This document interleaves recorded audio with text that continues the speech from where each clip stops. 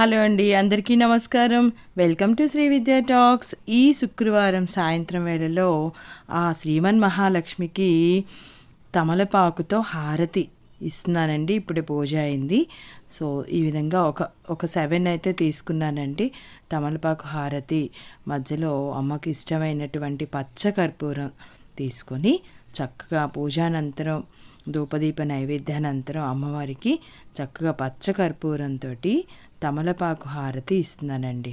Okay, అమ్మవారి యొక్క పాదాలను విడవకుండా అమ్మవారిని రోజు రకరకాల స్తోత్రాలు శ్లోకాలతో పారాయణ చేసుకున్నట్టు అమ్మవారు తప్పకుండా ప్రసన్నం అవుతారండి. మన ఇంట సకల సంపదలు, సిరులు, ఆనందాలు, ఆరోగ్యం, హాయి, సంతోషం అన్నీ ఇస్తుందండి అమ్మ. మనం అమ్మకి ఎంత దగ్గరగా ఉంటే అమ్మ మనకు అన్నీ ఇస్తుంది. వీడియో నచ్చినట్టయితే ప్లీజ్ లైక్, షేర్, సబ్స్క్రైబ్.